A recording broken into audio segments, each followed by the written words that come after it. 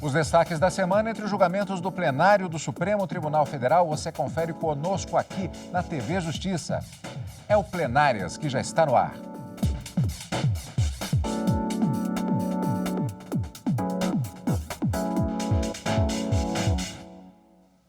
Hoje com os principais momentos das sessões dos dias 4 e 5 de maio de 2022.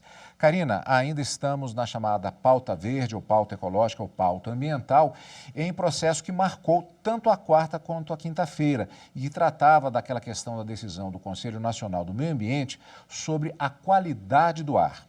Exatamente, Cadu. O Procurador-Geral da República interpôs uma ação direta de inconstitucionalidade para questionar a disciplina dada à qualidade do ar em uma resolução, entendendo que havia uma proteção insuficiente dessa qualidade do ar e que isso seria violador da Constituição, tanto para um meio ambiente ecologicamente equilibrado, ela também era insuficiente em relação às informações sobre essa qualidade do ar a ser passado para a população e afeta também a saúde de todos os brasileiros.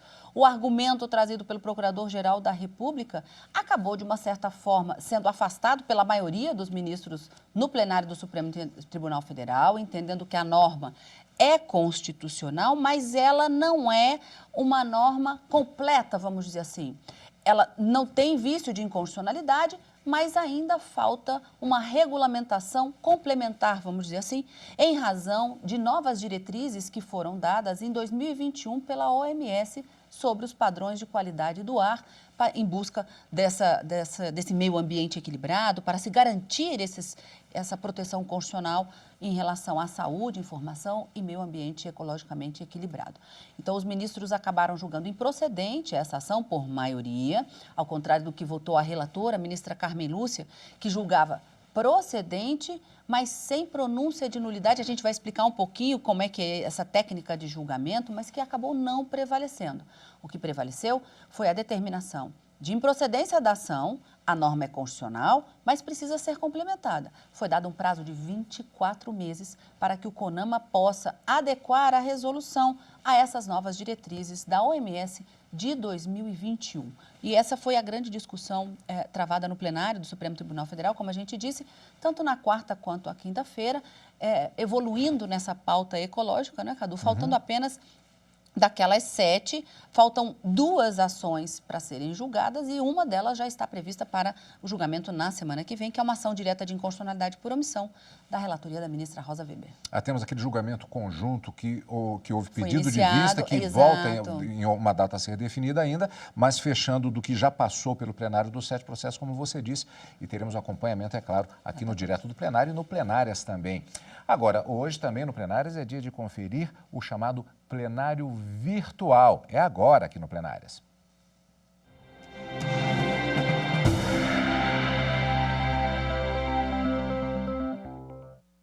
Só para lembrar, nós daqui a pouco vamos ver o destaque com relação a essa questão do CONAMA, o Conselho Nacional do Meio Ambiente, no plenário presencial, sessão de quarta e quinta-feira. Agora a gente confere exatamente aquela plataforma que fica disponibilizada durante determinado período de tempo para que virtualmente, digitalmente, os ministros e as partes possam se manifestar, sejam cumpridos todos os trâmites processuais para que haja uma decisão do Supremo Tribunal Federal. Então vamos lá para o plenário virtual.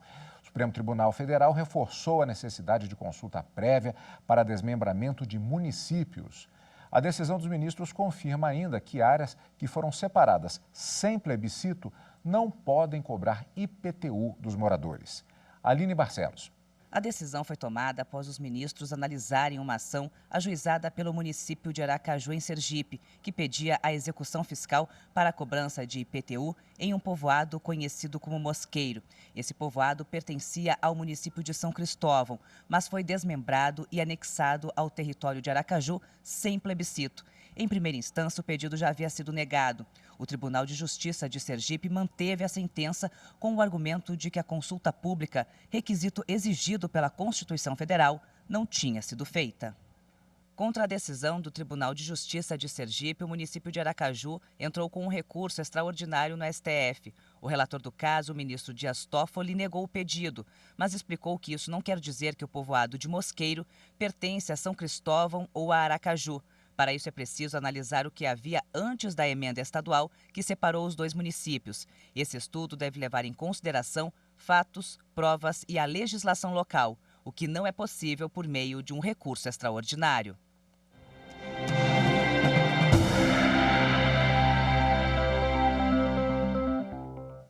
Na pauta de julgamentos do plenário presencial do Supremo Tribunal Federal, o processo contra a resolução do Conselho Nacional do Meio Ambiente sobre padrões de qualidade do ar.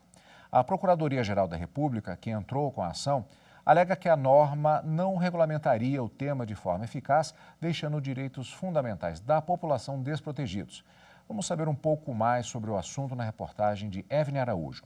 Para a Procuradoria-Geral da República, a resolução do CONAMA, o Conselho Nacional do Meio Ambiente, sobre padrões de qualidade do ar, é inconstitucional porque não protege com eficiência os direitos à informação, à saúde e ao meio ambiente ecologicamente equilibrado, previstos na Constituição da República. A PGR argumenta ainda que, embora utilize como referência os valores recomendados pela Organização Mundial da Saúde em 2005, a norma prevê padrões iniciais de qualidade de ar muito permissivos. Não garante também a prestação de informações claras e acessíveis à população e apresenta dispositivos genéricos que permitem a continuidade de altos níveis de contaminação, que são nocivos à saúde. A Procuradoria-Geral da República pede que o STF declare a inconstitucionalidade da resolução. Além disso, quer que o Supremo determine que o CONAMA, em até 24 meses, edite norma com capacidade protetiva suficiente, corrigindo as distorções apresentadas com base nos novos parâmetros já apontados pela ciência. E o Supremo começou a julgar a norma do CONAMA, o Conselho Nacional do Meio Ambiente, sobre padrões de qualidade do ar, na sessão da quarta-feira, dia 4 de maio. A repórter Marta Ferreira acompanhou a sessão. A ação foi proposta em maio de 2019 pelo então vice-procurador-geral da República, Luciano Maris Maia, no exercício do cargo de procurador-geral.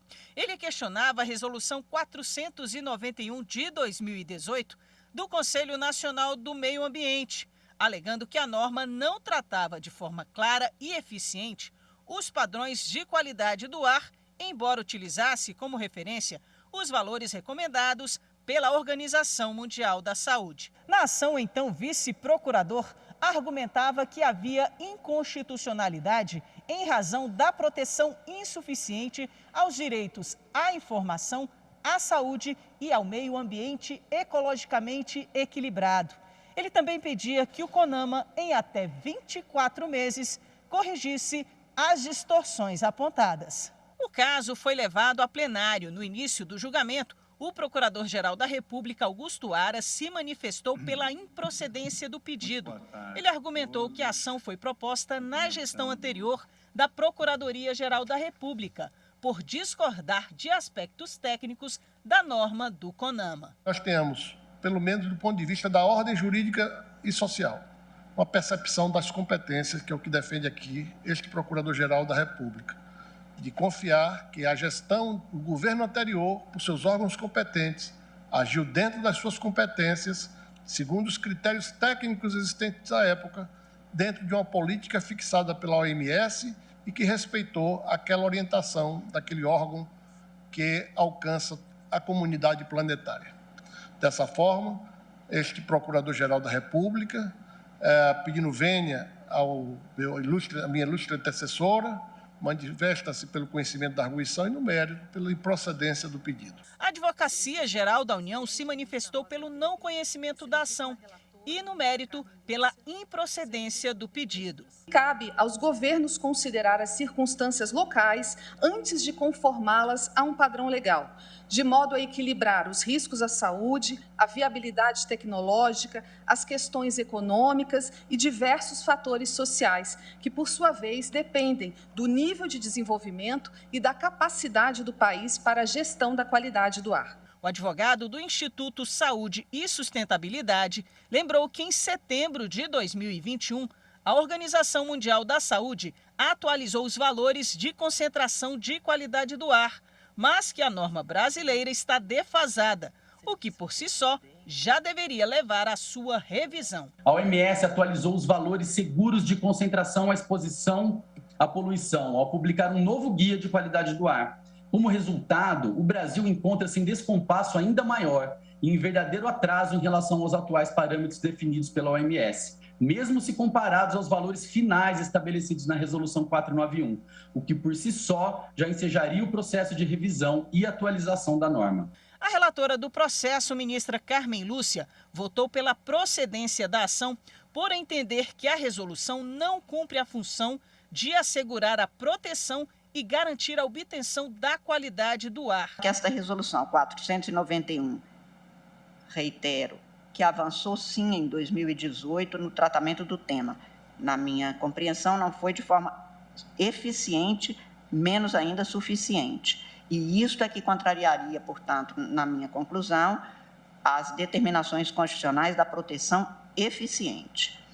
Esta resolução fixou os padrões de qualidade do ar, representou um avanço, mas esta proteção, portanto, não se coaduna, não se subsome integralmente ao dever constitucional de proteção eficiente ao direito ao meio ambiente ecologicamente equilibrado, nem ao direito à saúde, nem ao direito à informação, para que haja os cuidados devidos por todas as instâncias, até porque o cuidado com o meio ambiente ecologicamente equilibrado é dever do Estado e da coletividade, como está posto expressamente na Constituição. A relatora determinou prazo de 12 meses para que o CONAMA edite uma nova norma, fixando prazos e providências de fiscalização e controle. Opa, para tudo, porque existem alguns detalhes a respeito aqui. Primeiramente, vamos voltar ali agora na sustentação que tivemos do Procurador-Geral da República, Augusto Aras. Porque a Procuradoria-Geral da República, como vimos na reportagem anterior e até no reforço da Marta Ferreira agora, entrou com a ação pedindo a inconstitucionalidade da norma do CONAMA. Mas na sustentação oral do Procurador-Geral da República, o argumento foi no sentido contrário. Pode isso? Exatamente, Cadu. Vamos lá. A Constituição estabelece quem pode ser autor dessas ações aqui no Supremo Tribunal Federal. E o Procurador-Geral da República, ele é um desses legitimados ativos, quem pode propor essas ações. Acontece que o cargo de Procurador-Geral da República, que é o chefe do Ministério Público da União, ele tem um mandato de 2 anos, prorrogável por mais 2 anos, por indicação, né, e nomeação do Presidente da República. Na ocasião, quem propôs essa ação era um outro procurador que não o atual Procurador-Geral da República, Augusto Aras. E o livre convencimento dos membros do Ministério Público, eles podem chegar à conclusão de que essa norma do CONAMA, como foi quando foi proposta essa ação, era uma proteção insuficiente e que deveria ser declarada inconstitucional com a complementação dessa norma para que a qualidade do ar viesse a atender os padrões exigidos para se garantir a saúde da população, trazer informações suficientes, todas aquelas inconstitucionalidades apontadas pelo procurador à época da propositura da ação. Muito bem, quando do julgamento dessa ação, nessa semana que nós estamos acompanhando, era outro Procurador-Geral da República. E para Augusto Aras, na sustentação oral, ele entendeu que a norma não havia qualquer vício de inconstitucionalidade, teria sido precedida de diversos debates sobre o meio ambiente até se chegar a essa conclusão e a edição da norma questionada. E para Augusto Aras não havia qualquer inconstitucionalidade, então, portanto, a ação deveria ser julgada improcedente. Isso é comum de acontecer, não é raro de acontecer, mas justamente por conta desses mandatos em que o autor da ação se vê no momento da propositura, mas quando do julgamento é outro procurador e aí esse convencimento, essa perspectiva, esse olhar acaba sendo diferenciado. Mas a gente tem que lembrar sempre, vamos voltar lá na lei que regulamenta a ação direta de inconstitucionalidade, a Lei 9868 de 99, e ela não admite nessas ações um pedido de desistência.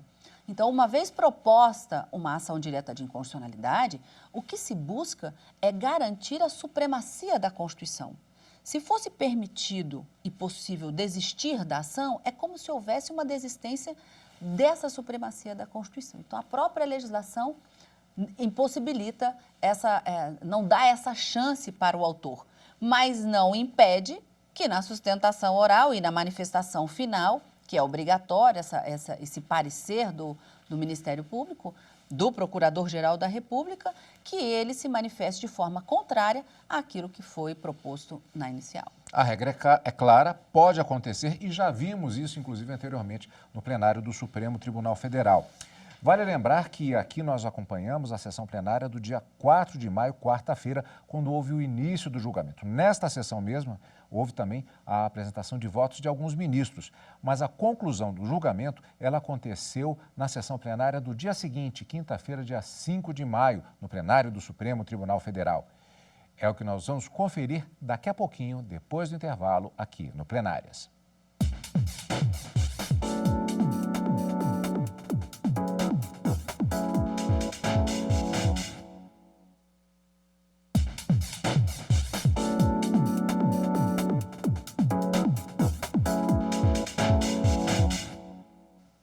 Estamos de volta com o Plenárias. Vimos no outro bloco o início do julgamento daquela ação referente à questão da qualidade do ar e a resolução do CONAMA e, por maioria, na sessão da quinta-feira, dia seguinte, dia 5 de maio, o plenário do Supremo Tribunal Federal decidiu que o Conselho Nacional do Meio Ambiente deve editar em 24 meses uma nova norma sobre padrões de qualidade do ar, seguindo as diretrizes da Organização Mundial de Saúde. A finalização do julgamento também foi acompanhada por Marta Ferreira. A relatora ministra Carmen Lúcia votou pela procedência da ação e determinou que o CONAMA edite uma nova norma em 12 meses. Que esta resolução 491, reitero, que avançou sim em 2018 no tratamento do tema. Na minha compreensão, não foi de forma eficiente, menos ainda suficiente. E isto é que contrariaria, portanto, na minha conclusão, as determinações constitucionais da proteção eficiente.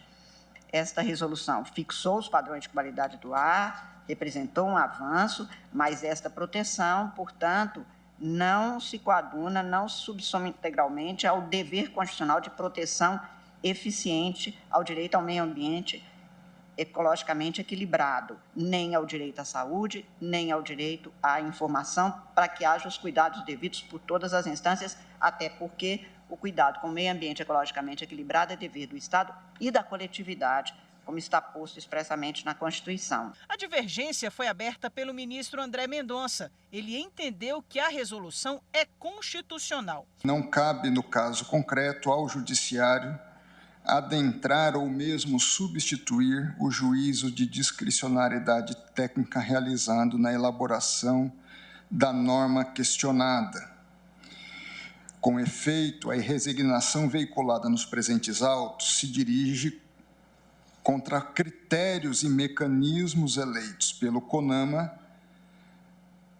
Contudo, importa destacar que, sob a minha ótica, o CONAMA agiu dentro da sua capacidade institucional. Na retomada do julgamento, nessa quinta-feira, o ministro Alexandre de Moraes votou pela improcedência da ação, entendendo que a norma é constitucional, mas propondo que em 24 meses o CONAMA atualize os critérios regulatórios. Eu entendo aqui, como disse, que a norma ainda é constitucional, por isso julgo improcedente a ação direta e faço esse apelo não ao legislador, mas aqui ao órgão regulador que faz essas vezes, é o CONAMA, para editar uma normatização que atualize os critérios regulatórios, inclusive também de publicidade e transparência aplicáveis à matéria, levando em conta também, obviamente não é copiando, mas levando em conta o que foi analisado pela OMS em setembro de 2021. E, presidente, eu havia, no meu voto, fixado o prazo de 12 meses, mas realmente a matéria é extremamente complexa e aqui eu já adoto a sugestão dada pelo eminente ministro André Mendonça, o apelo ao órgão, a normatização no prazo de 24 meses. O plenário, por maioria, votou pela improcedência da ação e determinando que o CONAMA atualize em 24 meses os critérios regulatórios nos padrões da Organização Mundial da Saúde, publicados em 2021. Karina, acompanhando assim essa técnica de julgamento que foi feita, alguém pode dizer assim, mas eles estão discutindo detalhes a respeito de interpretação porque eles estão dizendo a mesma coisa. Mas é aquele negócio, não é uma tertúlia, como dizia o ministro Marco Aurélio. Há necessidade de se estabelecer um entendimento claro, com maioria absoluta, preciso. Sob pena de, dependendo do jeito que o acórdão seja elaborado, haja apresentação de embargos de declaração, por exemplo. Ou seja, espera aí, mas você, é uma coisa, outra coisa, com perdão dessa expressão batida, mas houve uma discussão de termos diferentes para o entendimento dos ministros, mas, e que em princípio parece que é a mesma coisa, mas houve uma necessidade de fechamento desse entendimento para que houvesse uma decisão dos ministros. Até com a evolução dos votos, não é, Cadu?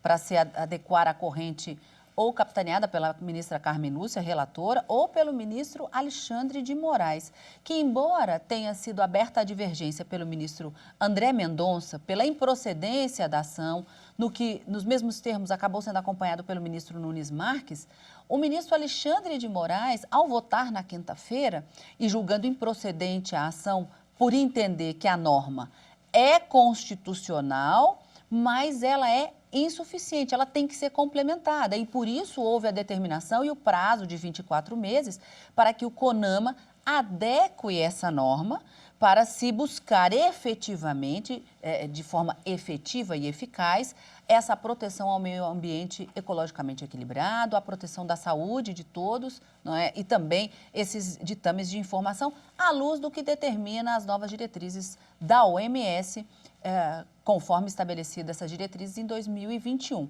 Então, para a maioria que se formou, acabou seguindo o voto do ministro Alexandre de Moraes pela improcedência, ou seja, a resolução do CONAMA não é inconstitucional, mas ela é parcial. Então, ele disse assim, até durante os debates que aconteceram na quinta-feira, a ação que deveria ter sido proposta seria a ação direta de inconstitucionalidade por omissão parcial, porque a norma regulou apenas metade do assunto.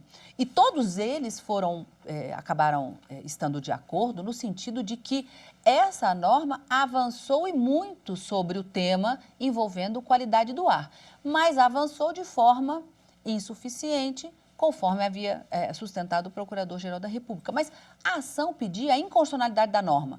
O ministro Alexandre de Moraes entendeu, não é inconstitucional, portanto, julgo improcedente, mas dá a determinação para que uma nova norma seja editada à luz dessas diretrizes da OMS. A ministra Carmen Lúcia, que acabou ficando vencida, ela julgava a ação procedente.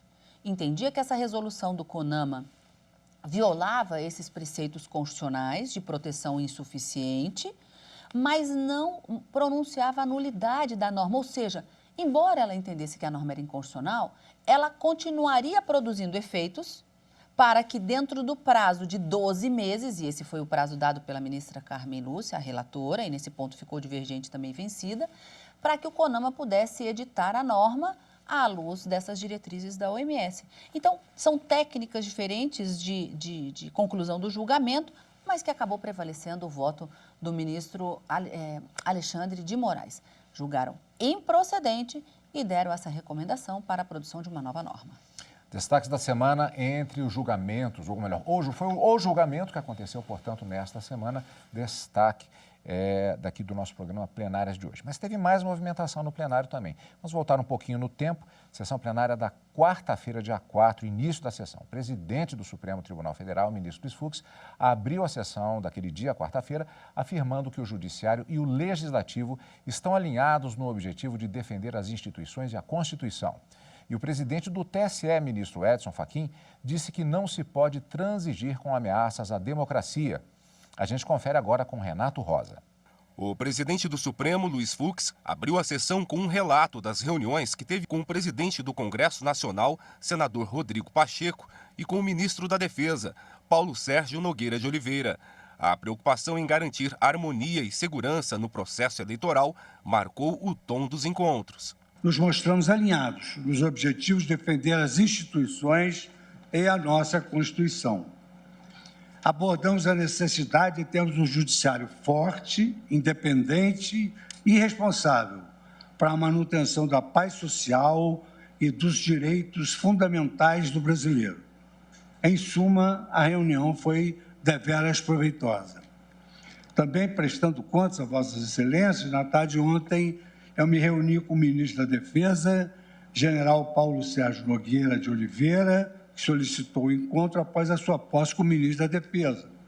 Oportunidade em que manifestou que as Forças Armadas estão comprometidas com o processo eleitoral e com a democracia. Fizemos publicar no site do tribunal o teor dessas duas reuniões a fim de dar transparência. O ministro e presidente do Tribunal Superior Eleitoral, Edson Fachin, também se pronunciou na abertura da sessão.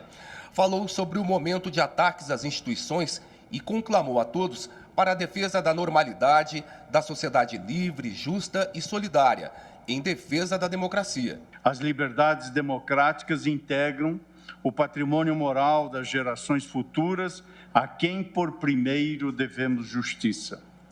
É, portanto, nossa missão social garantir que tenham futuro, mesmo diante dos desafios direcionados às instituições democráticas. É necessária a firme e colaborativa atuação das instituições da República para que a confiança que o povo brasileiro sempre teve no Poder Judiciário, especialmente no Supremo Tribunal Federal, possa ser atestada como um fato histórico, possa ser referendada diante do exercício sério e independente das competências constitucionalmente destinadas a essa instituição e seja amplamente reconhecida por meio de informações verdadeiras veiculadas por agentes públicos e privados comprometidos com o Estado Democrático de Direito. E não há instituição acima ou abaixo. Todas as instituições e a harmonia entre os poderes dependem hoje não só da abertura para o diálogo, mas também de uma posição firme. Não transigir com as ameaças à democracia, não aquecer com informações falsas e levianas, não permitir que se corroa a autoridade do Poder Judiciário. E um dos fundamentos da democracia é a liberdade de imprensa. O presidente do Supremo Tribunal Federal, o ministro Luiz Fux, destacou a importância do jornalismo livre e profissional no combate às informações falsas e para o fortalecimento da democracia. As declarações foram feitas na abertura da exposição Liberdade e Imprensa, o papel do jornalismo na democracia brasileira, na quinta-feira, no Museu do Supremo Tribunal Federal. Renato Rosa acompanhou. Se não fosse a imprensa livre, você não visitaria esta exposição, não veria as imagens, nem leria estas palavras. Assim como não existe imprensa livre sem democracia, também não existe democracia sem imprensa livre. Os painéis destacam a importância da atividade para o desenvolvimento de um país. Tanto que 3 de maio, Dia Mundial da Liberdade de Imprensa, não foi criado só para homenagear os jornalistas, mas para ressaltar também a importância da liberdade no exercício da profissão, para que todos tenham acesso à informação de qualidade. A organização Repórteres Sem Fronteira aponta um cenário preocupante. A onda de notícias falsas, fake news e ataques a jornalistas pioraram as condições de trabalho. As estatísticas mostram que o Brasil, no ano passado, caiu no ranking da liberdade de imprensa. Estamos na posição 111, zona vermelha, numa lista de 177 países. No Museu do Supremo, as 20 peças publicitárias e os vídeos divulgados em veículos de todo o país pela Associação Nacional de Jornais nos últimos anos mostram momentos de luta da categoria e a contribuição da imprensa para a democracia brasileira. Em países de imprensa amordaçada, reinam regimes autocráticos com seus delírios de poder.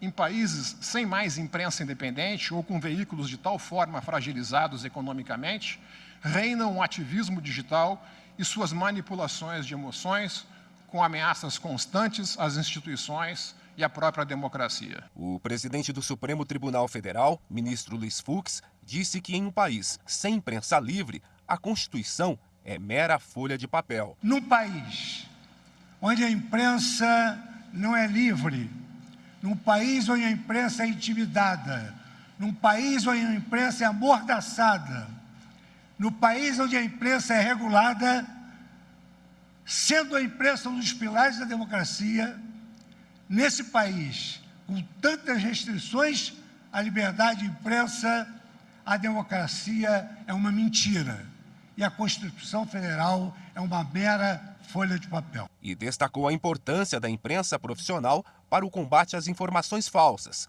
principalmente em ano eleitoral. É a liberdade de imprensa que permite a autodeterminação da sociedade brasileira para fazer as suas escolhas políticas e as suas escolhas sociais. O Brasil é um Estado democrático de direito e, como Estado democrático de direito, garante, como cláusulas pétreas, direitos fundamentais e liberdades fundamentais, dentre as quais se introjeta a liberdade de imprensa. A exposição fica até 4 de julho e deixa o recado. Liberdade é assim. Quanto mais você tem, mais difícil de viver sem ela. E assim, destaques da semana no plenário do Supremo Tribunal Federal. Já tem mais na próxima semana, julgamentos do STF, Karina. Com a pauta verde, inclusive, não é, Cadu? Na quarta e na quinta-feira você acompanha todas as decisões do Supremo ao vivo no direto do plenário. Mas nesse final de semana o nosso encontro é aqui no Plenárias. E você acompanha o Plenárias aqui na TV Justiça, na Rádio Justiça e também pelo YouTube. Como sempre, obrigado pela sua companhia. E continue conosco na TV Justiça.